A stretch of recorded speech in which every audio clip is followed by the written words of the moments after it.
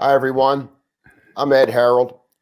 Welcome to another Breath is Medicine, Life with Breath Expert Series podcast. And today I'm joined by the amazing Michaël Bijker.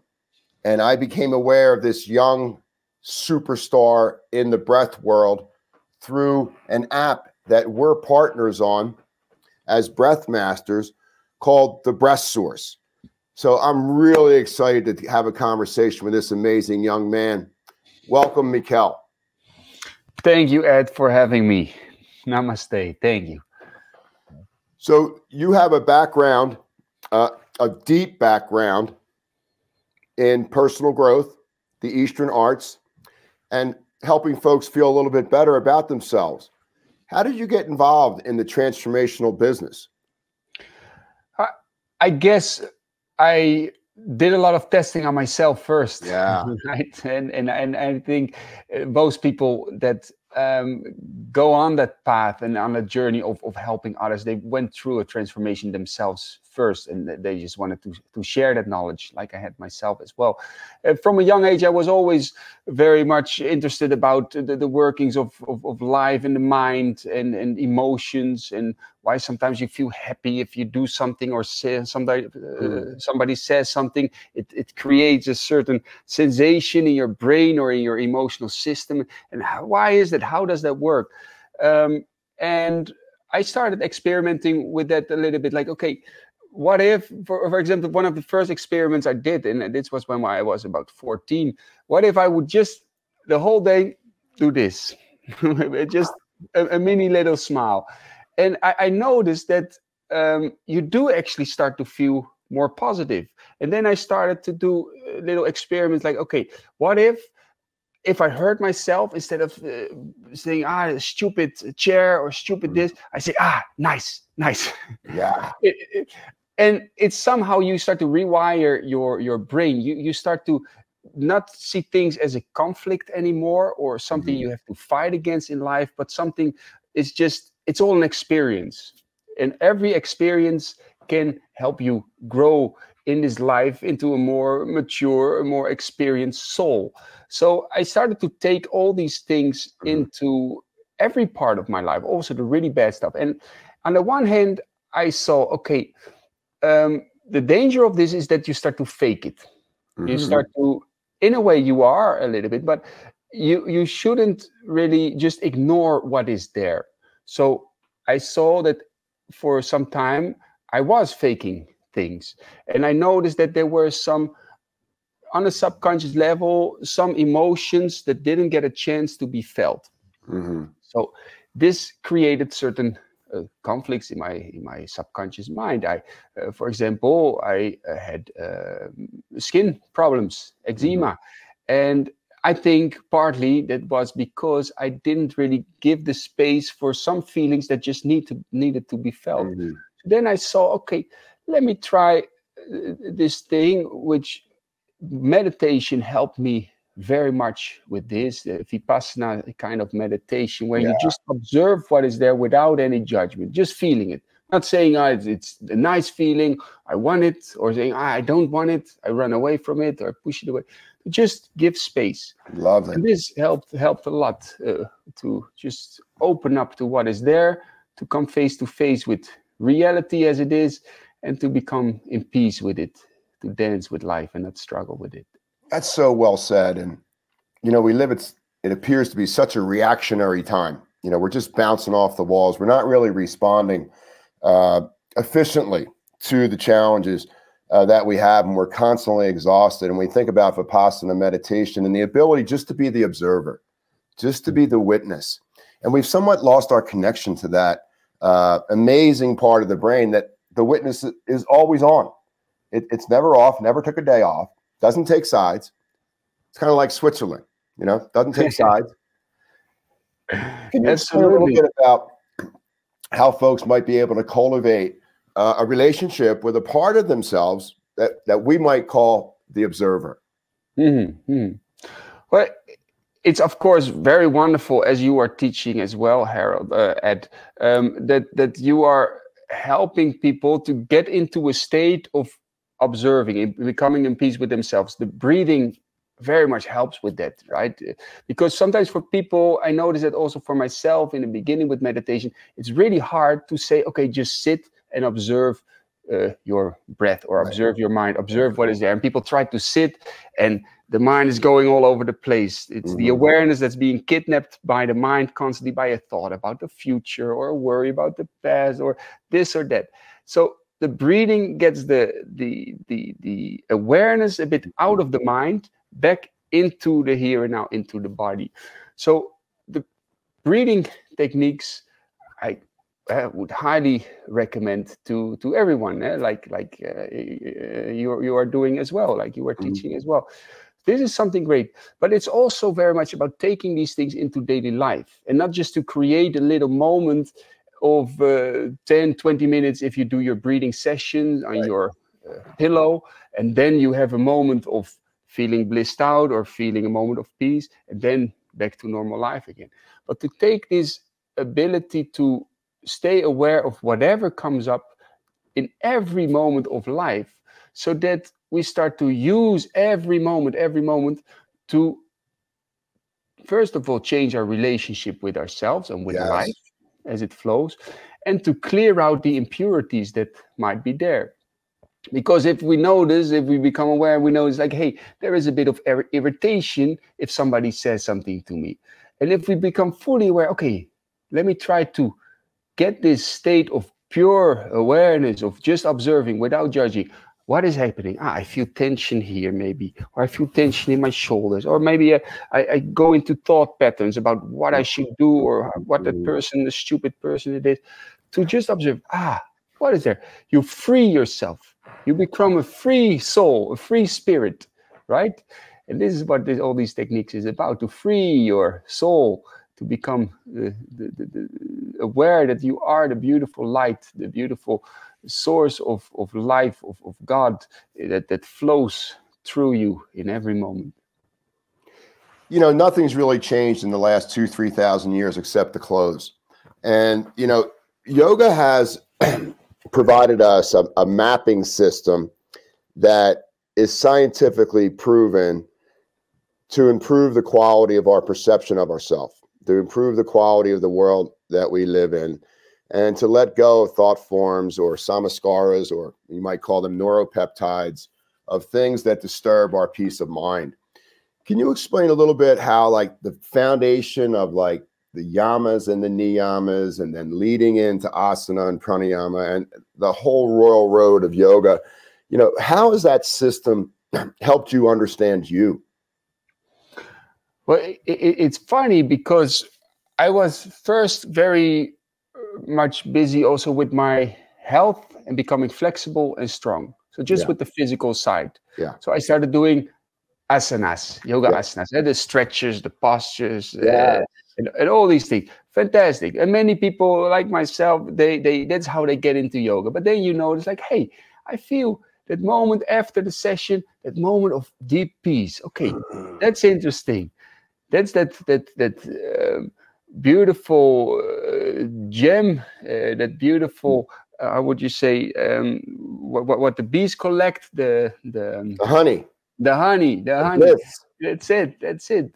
And that is the actually deep insight that you recognize. Okay, the body is something important, but the state of the mind and the state of the emotion system is also something maybe even more important. So you learn more how to work with that then, through doing the breathing practices, through doing the meditation, and all these things are parts of this beautiful 8 steps of yoga. And then seeing also that everything you do in your daily life, it has an effect on your mind, on your emotional system, on your nervous system, in a way, on your whole energetic system. So if you don't live in a pure way, like if you keep telling lies to everyone, if you keep stealing or cheating, or not treating your own body or your own mind in the correct way, or other people in the correct way, you can do all the yoga you want, but you're not gonna maintain that state of deep peace. So the beautiful path of the yoga practice with these 8 limbs is that you have a holistic way of taking care of the body, of course, taking care of the mind, taking care of the emotional system, also taking care of how you perform your actions in daily life in a wholesome way, so that you can start to not have little moments of bliss, but you experience a connection with a greater life. You experience a state of bliss throughout your daily life. You know, I think yoga took into consideration that growth is brutal. And you don't have to look far to see growth. If you go out into the farm, and this time of year it's spring, and you see how that growth of that particular plant, it just grows a little bit every day. And it understood the balance between heat and cooling with the sun and the moon, and understood between water and sun and all the balances of nature. And it's funny, when I came to personal growth work through yoga, there was nothing ever like it. It wasn't like Western exercise where, you know, you're supposed to kill yourself and, you know, do it a lot and, you know, push through it. But there was a part of your mind that was constantly judging you in a negative light because you couldn't do things like your neighbor was doing. And somehow you were less than God because they could put their hands on the ground in a forward bend, but you couldn't because your hamstrings were tight. You know, where does all this self-talk, this negative self-talk come from, even though we're surrounded by light and deeper understandings everywhere we go? Yes, yes. Very interesting, because I think almost everybody has these moments or really suffers from that. It's because not knowing what you truly are. Right. That's it.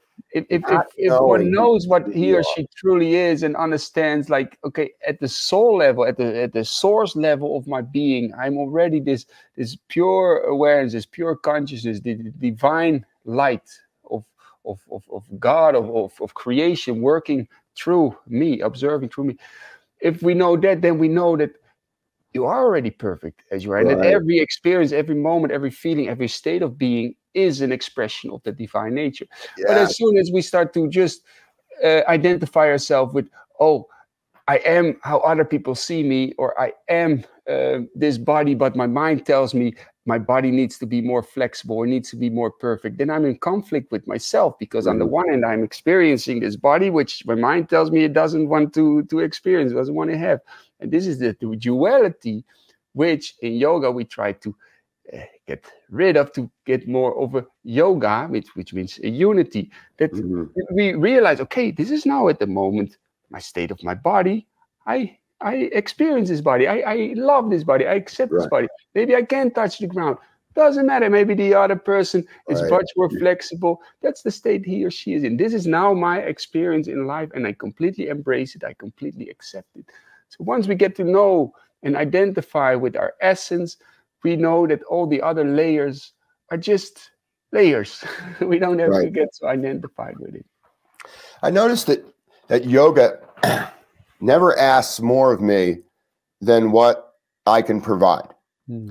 And it invites me to become responsible and accountable for my thoughts and feelings and my perceptions of what I believe is happening at every given moment of my life. And I think that's one of the greatest gifts that we miss along the way of evolving ourselves. Yeah, absolutely. Absolutely. I agree for sure with that, Ed, because we're all in a different phase of not just life in these different stages of our life, but also in evolution of our soul, of our spirit. For some people, they are at the level of just becoming able to experience just the body, and that's already beautiful. That's already fantastic. Other people maybe take it a little bit further, and they become more aware of, also on a deeper level, there's these different energies flowing through the body. Okay, also fantastic. Other people are maybe more aware of not even deeper level of the awareness of it all. But it doesn't mean that one is higher than the other or something like that. It is all and everything an expression, an experience of a greater life than ourselves. And that is what I think is very important to start to understand, that everything we experience is an experience for a greater body than ourselves. Just like we are little cells in a body, or the nerve endings of long nerves, and we are the nerve endings. And I'm experiencing all these things, all these emotions, all these feelings, all these choices that I'm going through, that I make in my life. It's not that my ego, myself, is like, I am experiencing this, or I am feeling this, or I am making these choices. To understand, like, there's something much greater than myself, what I am part of, just like a little cell in a much bigger body. And it's all good. It's all right. Everything needs to be experienced. Everything needs to be felt. So that we stop thinking in hierarchy levels, or stop thinking in, I should reach this or I should reach that. Just, you are already perfect as you are. You are already exactly at the moment where you need to be. Once you know this, then the true peace starts to happen. And then life is not anymore about accomplishing something, but realizing that all you need to do in life is already accomplished. So you just have to experience. To show up. That's it. You know, that's it. We've forgotten that we are all miracles of the highest proportion. There's trillions of things happening right now that I'm not aware of, that's keeping me in conversation with you. And if that's not enough to keep me interested, I better work on my breathing.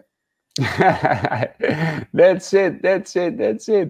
Sometimes we're so preoccupied in our mind with so many creations of our own mind, which is not even real, not even here. It's just these illusions of our mind that we project on reality and not feeling reality. Yeah, it's so beautiful. You know, speaking like of language, you know, there's so many different languages for, you know, for what we're doing here. There's kind of the Eastern language of personal growth, and then the Western psychology and physiology of personal growth. When I got involved in this game of personal growth, the languaging to me was that life was basically a battle between my false self and my true self. And I had a choice over which thought form that I was going to bring to life at that particular moment. But I was so attached to this false self that I thought that was my true self. And then I started to move my body with awareness. I started to control my breath. My neurochemistry changed and the brain got quiet. And then the heart started to speak to me and I could hear the heart. And then you start to get on this quest where you begin to realize that what you thought was true was a lie.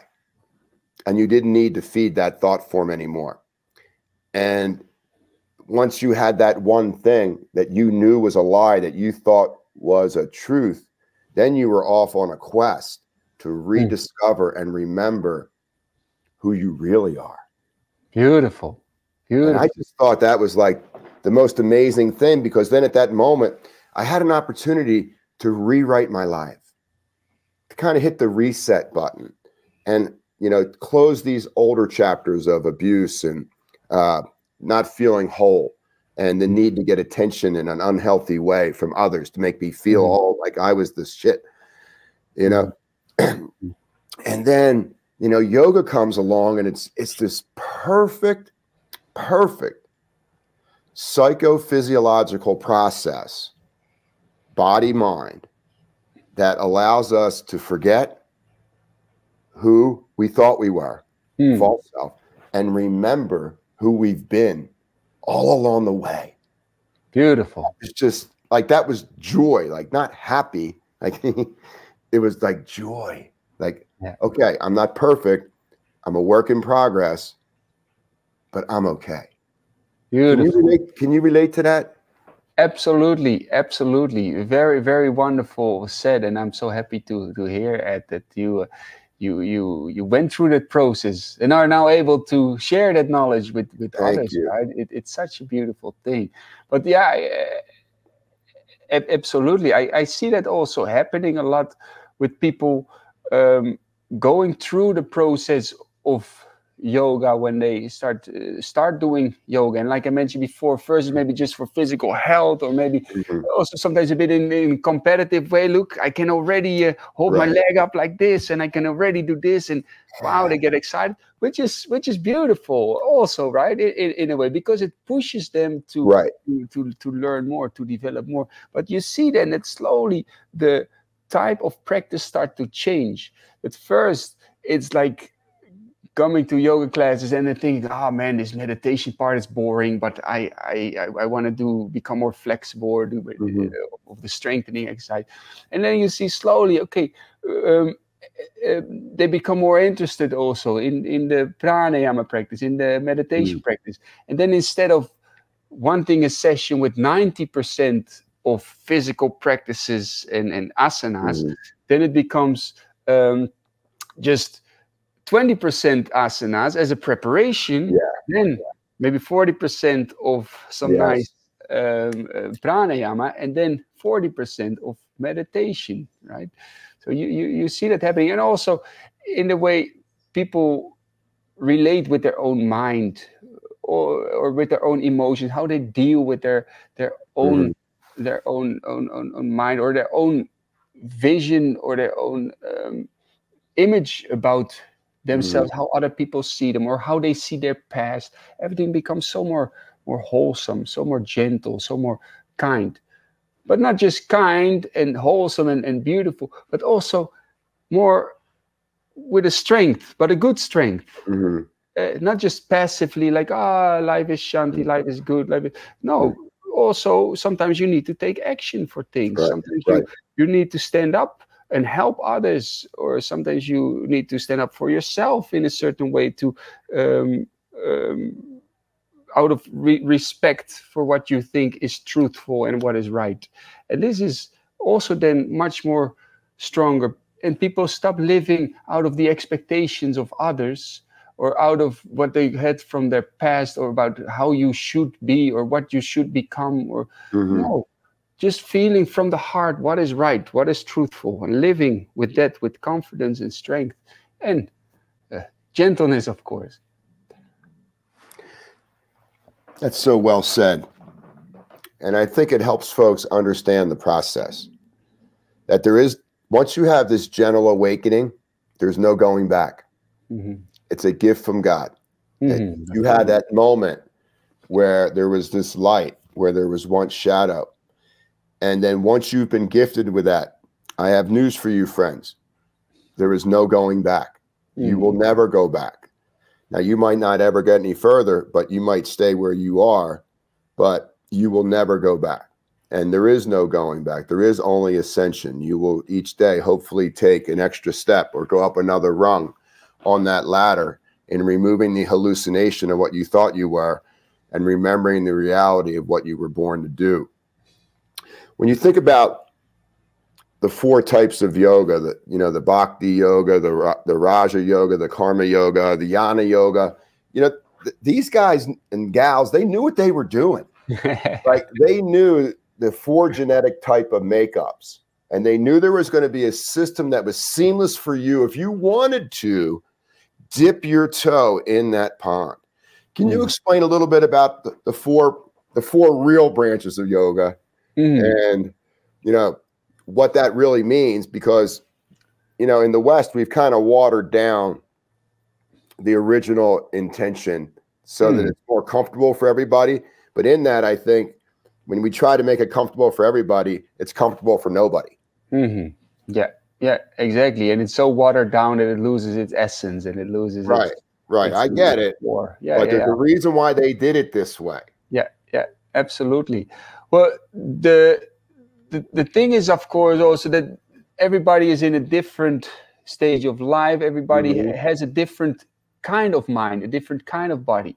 Some people are intellectually very strong, very good with thinking, and maybe a natural interest about how nature works, how the universe works, and through using the mind in this way, you can get to so much insight of the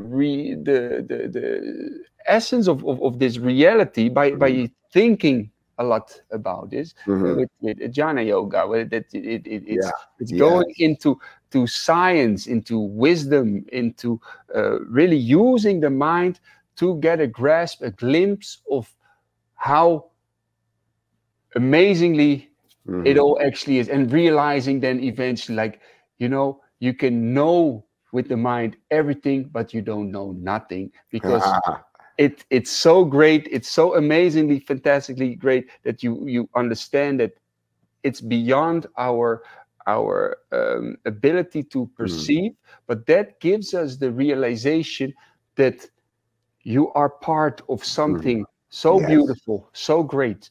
Just like I said before, the cell in that big body, you cannot know the whole body, but once you really understand that the cell, you can understand a little bit your relationship with that big body, and you know that you are part of it. You can feel that connection.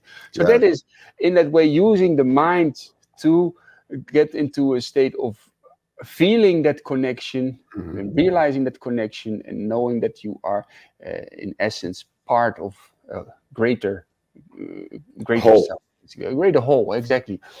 Now, then there's also, of course, the bhakti yoga, the worshiping, the devotion, which is also, of course, fantastic. But for some, maybe this is not really, especially nowadays in the West, people are kind of gotten allergic to religion, especially in Christianity, that people feel such a bad taste with it.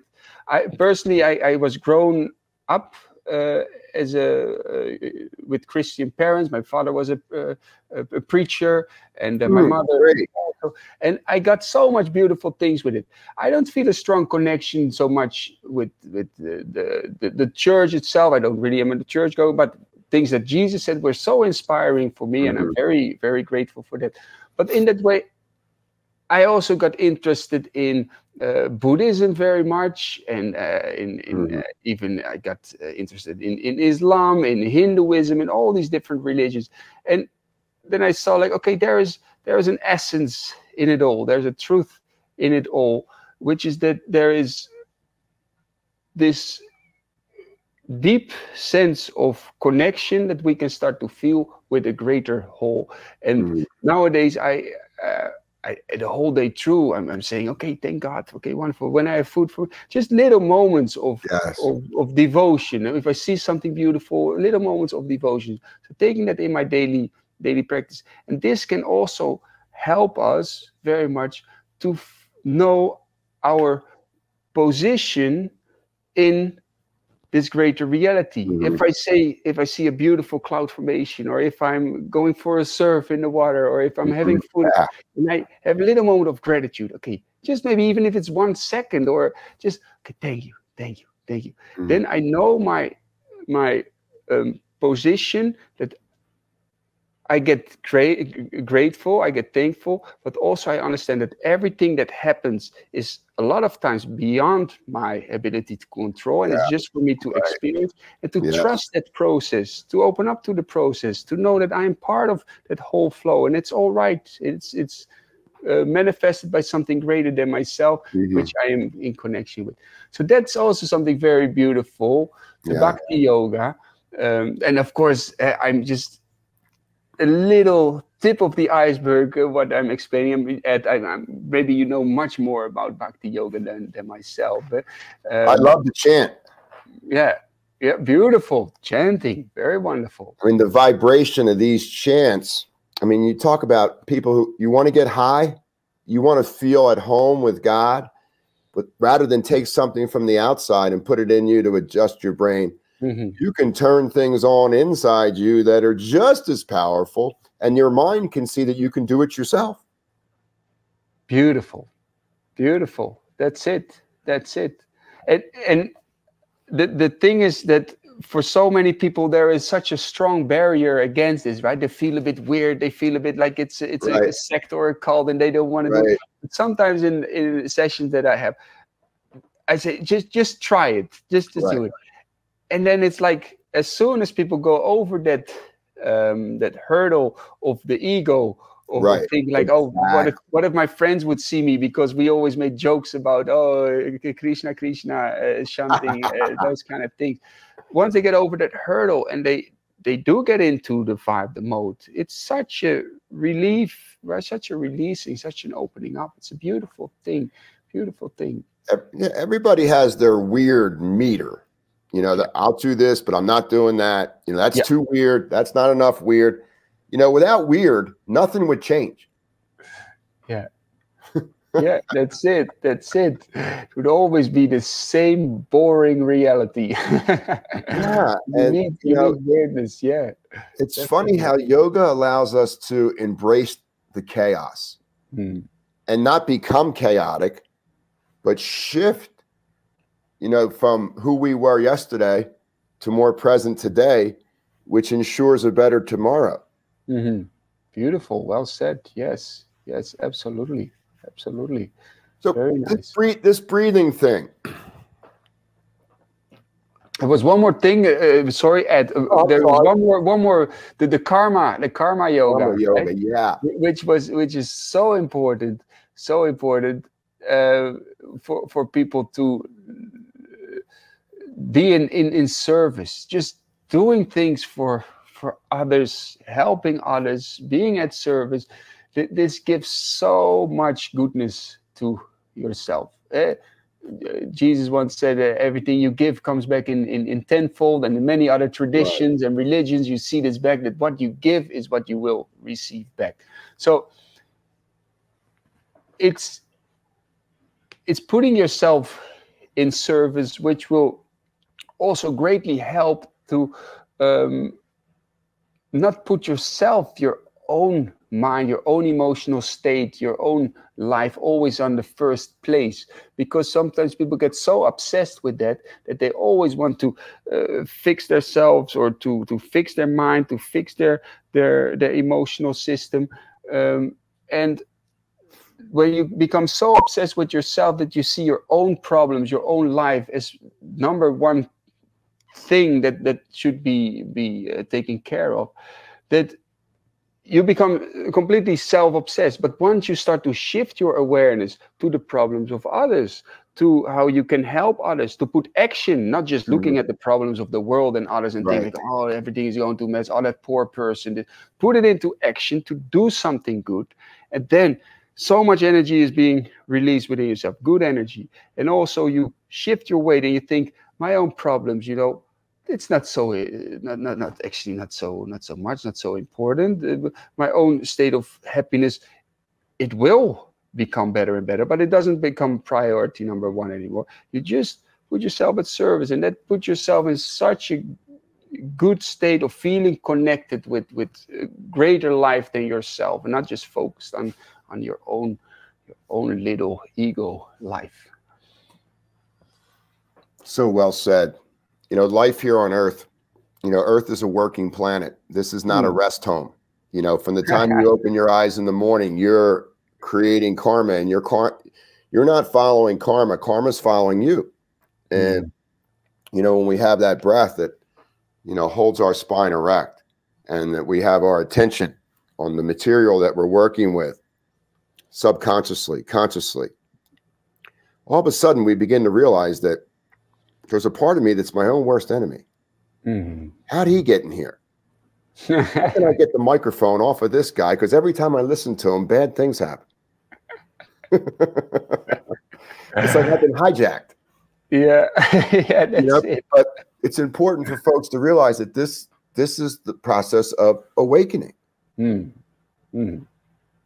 and that's something sometimes a bit confusing for people, because as soon as they start doing these practices, they become actually more aware of this guy on the microphone that has taken over your house, your life, right? So once you become more aware of it, and then it's like, man, actually I'm going through the whole process of meditation and yoga, but I'm just becoming aware of what a mess it actually is inside. Yeah. But it's a little bit like when people sometimes they don't like being in their own house because it's such a mess. They rather are outside, or but you have to go into your house. You have to do some work, right? You have to do a deep cleaning, or maybe there are some rooms in the house that you really don't want to look because there's a strong smell coming out of something rotting or something like that, and you rather not look at it. But in this process of inner cleansing, we have to go within. We have to become fully aware of all this restlessness, of all this confusion that might be there. And with the light of awareness, we start to transform, we start to clean, we start to open up.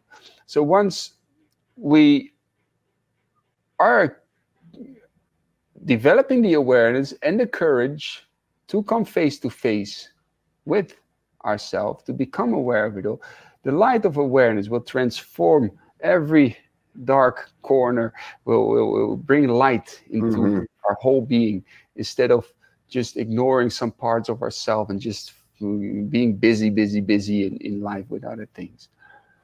So well said. You know, even for folks like us that are, you know, quote unquote, the expert, you know, we're all really just beginners. That's it. You know, in all of this, and we're all remarkably average. You know, some of us might appear to be a little higher or lower, but it's all just an hallucination. You know, when I first started this, some of my early teachers just said, you know, Ed, why don't you just try to get through the day without incurring any negative karma? And when you notice a negative thought, action, or deed, forgive yourself, take a breath, and then go back into a gratuitous state that you had the opportunity to forgive yourself. You know, and to me, that was so profound, because it gave me a combination of accountability, responsibility, but it also kind of gave me a free pass, that I knew when I caught the ego in its lie, that I could forgive myself, that God had already forgiven me, that there wasn't any shame or guilt to that. And then immediately, as soon as I forgave myself, a wave of gratitude would come in on the next breath. And I was like, wow. Beautiful. Like, we're connected to something here that's undescribable by words. Have you ever had, I mean, obviously you've had experiences like that. Beautiful. Well, this technique, it's a fantastic technique, and I think yeah, it can be so helpful in life, even for myself as well. I will apply it. It's very nice.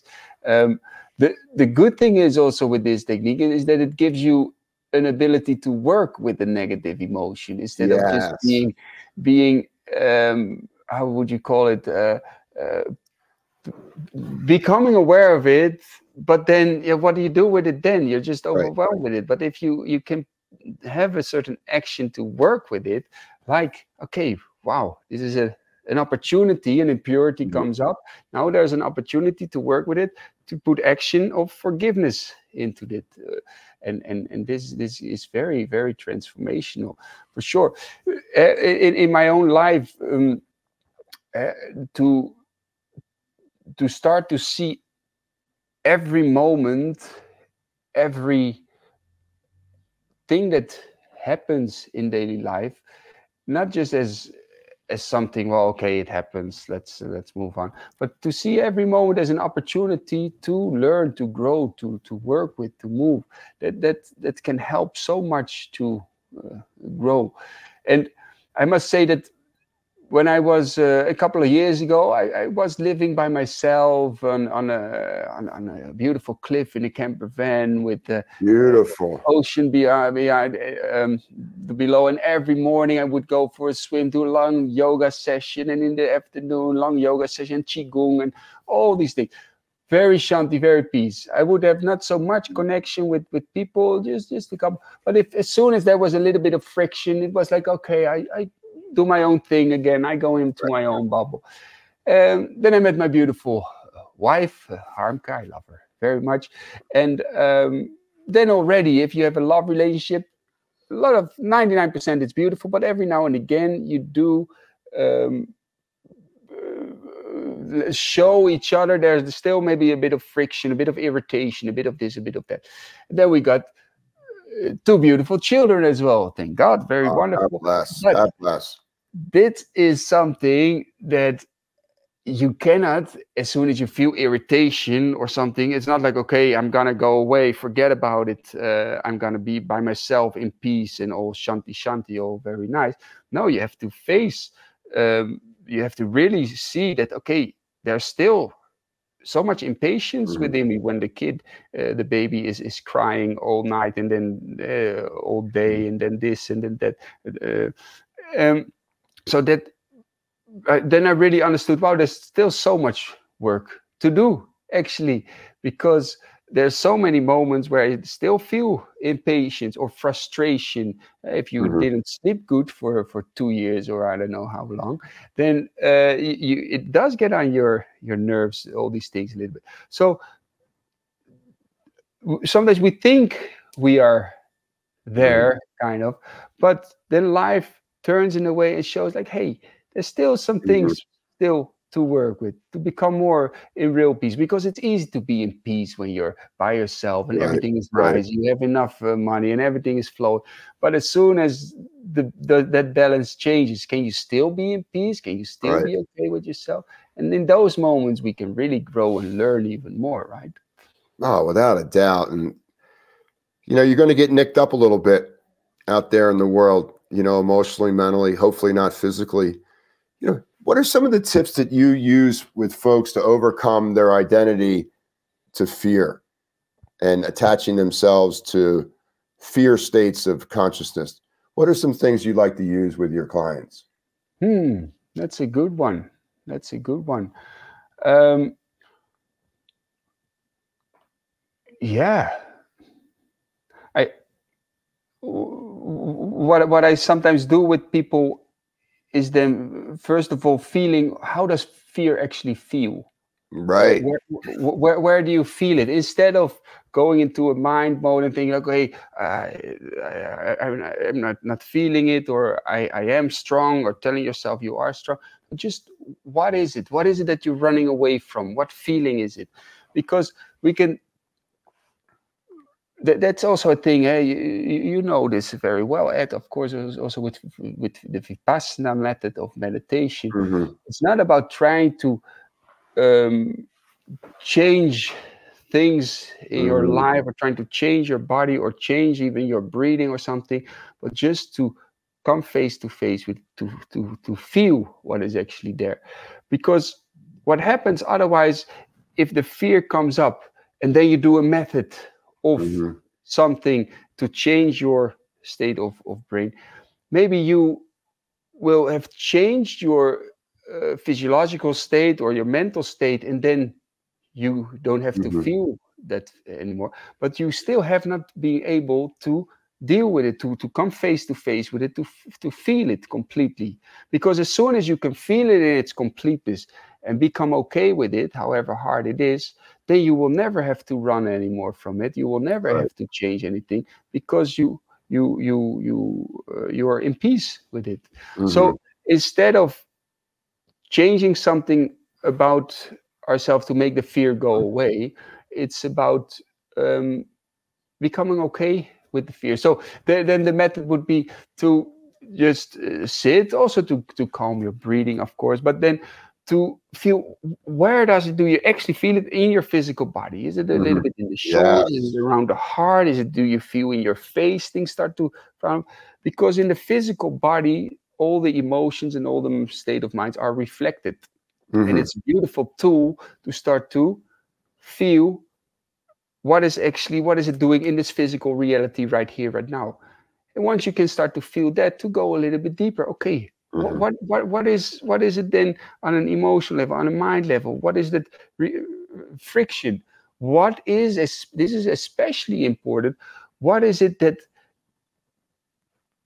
has the conflict with it? What is it that it wants to push that feeling away, so that we start to analyze it like a scientist almost, like, Mm. okay, what is a part of me that wants to resist, that wants to push away, and what is that part of it that is feeling the emotion? Can I take a step back, Mm-hmm. see it unfold? Yes. And as soon as we take a step back, we go into a state of higher self, into a state of pure observing, into a state of pure consciousness, so to say. And we understand, like, hey, I don't have to be identified with it. I watch it unfold in front of me. I see it, I feel it completely, but I'm observing it from a state of peace, because the quality of our essence, of our pure consciousness, is the quality is peace, is unity, is complete acceptance, is love. That's the quality of consciousness. So that helps one to become okay with the fear, with the anger, with the frustration, with all these so-called negative states, to go into a state of peace. You know, it takes a tremendous amount of energy for us to be us.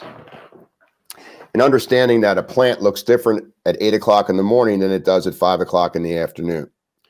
And using that as kind of an awareness where you need to be on guard for those less than wholesome thoughts that are going to come to us, which usually come when our energy level has cycled into the lower part of the afternoon before sunset. You know, what are some tips folks can do during the day energetically to be on guard for that part of the mind that shows up later in the afternoon, which sometimes gets us into states of consciousness that are away from God? I think throughout the day, make little mini breaks. Yes. Little mini breaks. I love that. Breaks. Just Brain 2 breaks. breaths. Exactly. Just little mini breaks of 2 breaths, of 3 breaths, maybe even 5 breaths. Every now and again, if you're sitting in the car, sitting behind the computer, if you're before you eat your meal, whatever it is, to have a little mini break to center yourself again, to get back to your foundation. Because it's especially in the afternoon, that feeling of disconnection, that feeling of being overwhelmed or completely depleted of your energy, of these lower states of energy, it's because we have lost our connection with our foundation during the day. So we are unbalanced, yeah?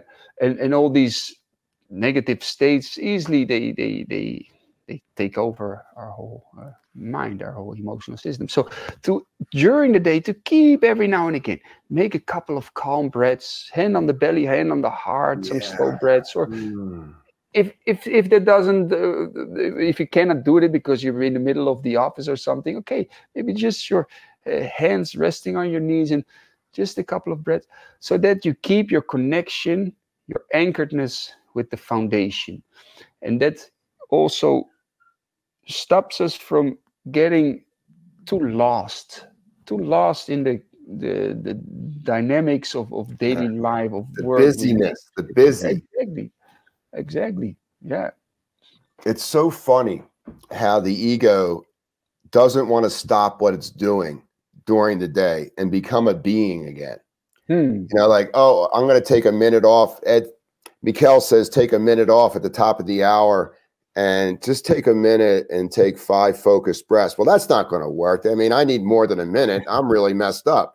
You know, at the end of the day, like, just pushing back against your brain and getting out of the doer in the left frontal lobe and getting into the right brain, the beer, and just showing the mind that it has options on how to show up. And then by the end of the day, maybe you've taken 40 meditation breaths. And then by the end of the week, that's 280 meditation breaths, during the day. That is huge. Absolutely. And this is also a very good advice you're giving here about make little baby steps, and then you will get to your goal eventually. Because sometimes people think like meditation, I don't have time for meditation, so they don't do anything at all. Even just like you say, a couple of breaths, or if you would take a minute, it will make such a change. And once you start to have this as a habit, then maybe the 2 breaths will become 3 breaths, maybe become 5 breaths, maybe it becomes a minute.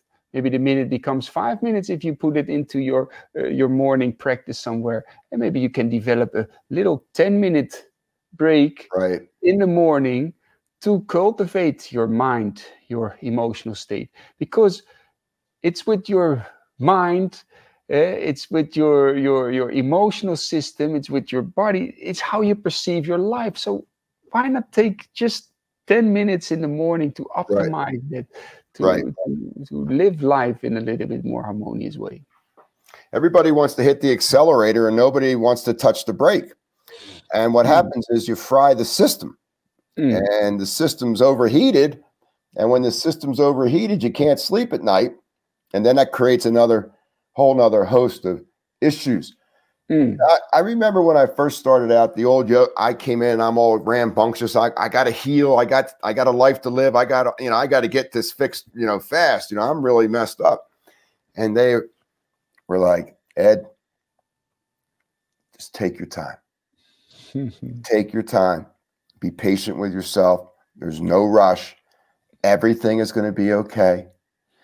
Because these samskaras, these memories that we hold in our body, if the Creator purified that all at once, we would burn into ash on the ground and there wouldn't be a body. And it would be very, very uncomfortable. How can we help folks understand the process takes time, much like the changing of the seasons during the year? Very, very good question, Ed. I think, like you say, especially nowadays, everything has to be instant, right? Yeah. Also the shopping is a good example. You want something, it's not like you have to wait for even the shop to open, or you have to wait till you go to the city to the shop. No, you can just online order it, and the next day it right. Everything has to be instant. So then, putting effort, time, and work into something is something that we are not used to. Right. In a way, that's how it works. We see that with our physical body also very much. I mean, you can read all the books about becoming stronger or more fit, or you can watch 100 YouTube videos about it. But as long as you're not going to pick up maybe some weights or do some asanas or do some qigong or go swimming, whatever it is, your body won't become any stronger. And I think people have to see that in that way you also have to train your mind. You have to train your emotional system. It does cost a little bit of effort, but once you get the hang of it, you will start to love it. You will start to want to put time and energy into these things.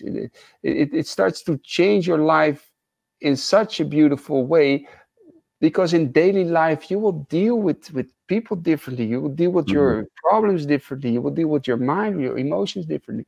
But it does cost effort. There's no way around it. Right. But the thing is, though, just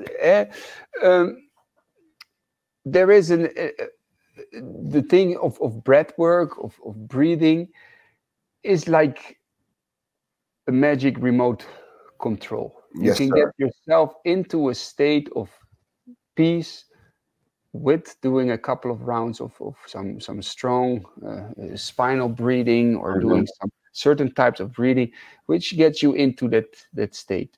But it's good to understand, for some people, it's not just about doing strong breathing techniques to change the chemistry in your brain to get high in your own supply. Eventually, this is like a little beginner trick. Eventually, it's about the slower breathing techniques, also very much about doing the pranayama practice of slowing down the breath, being able to breathe with your own prana, with your own energetic system, to start to harmonize, to start to balance, to start to bring peace into your whole nervous system, emotional system, and mind, and your energy system. Yeah, that's so well said. And it just triggers me into asking you this question. It seems like we have an improper relationship with man-made time.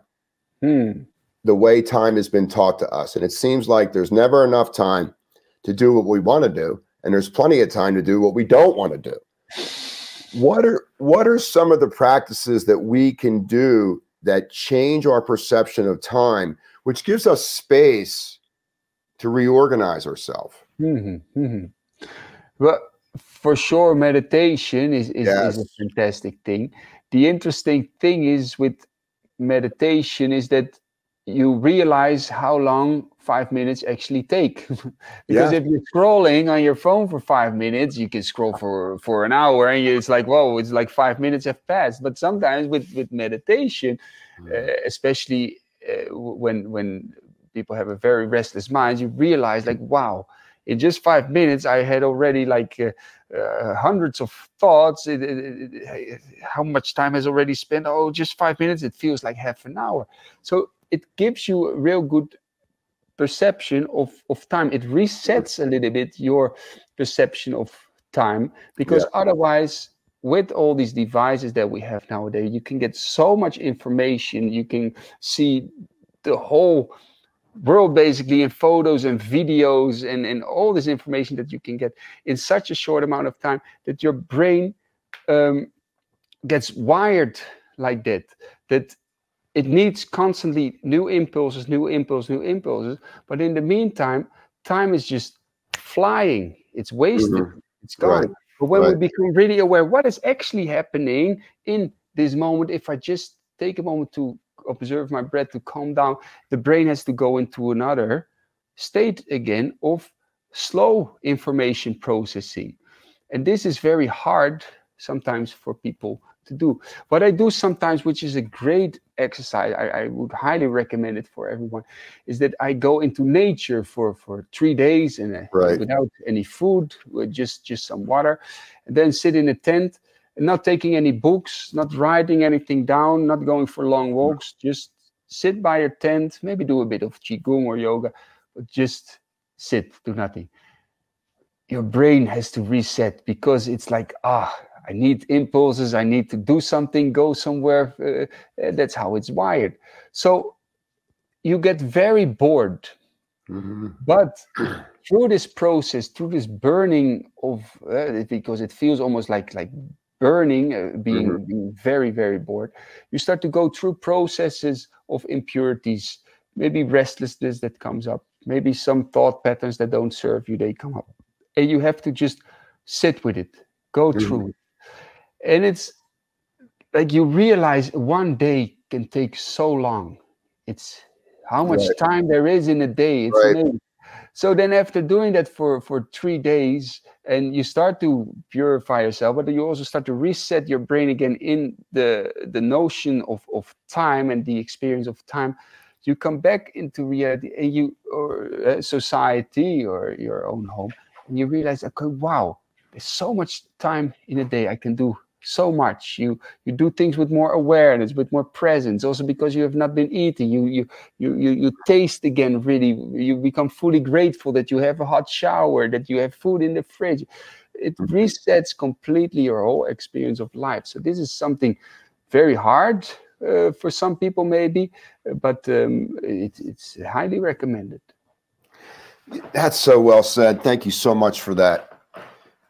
You know, we seem to be on a constant quest for pleasure and sustainable pleasure, and we avoid pain, you know, at all cost.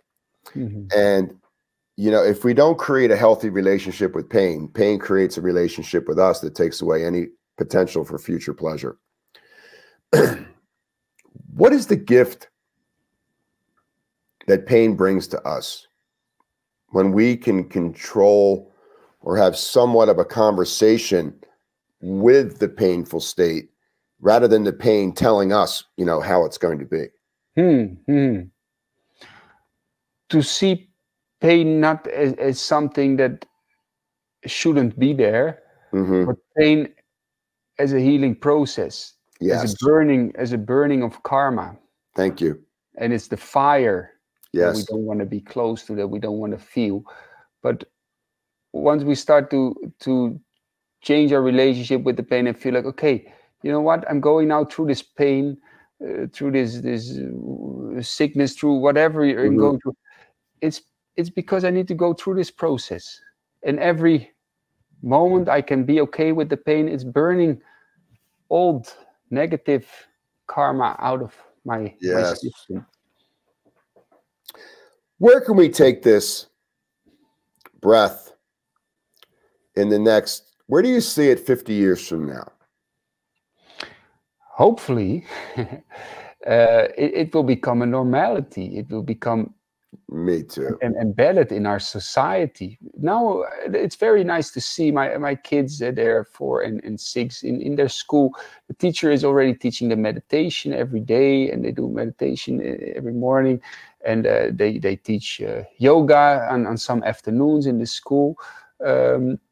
And this is something very beautiful, because when I was younger, and I think especially for you also, Ed, when I said I did do yoga, and they were making jokes like, yoga, very funny. And it was something kind of, out there. And nowadays it's become already much more part of society, of life. So if we take this a little step further, and we see the importance of mental and physical well-being that is achieved through yoga practice, qigong practice, breathwork practice, all these things, that we start to integrate it into our education system, into our healthcare system, and that it becomes a way for people to learn already from a young age to take care of their mind and body.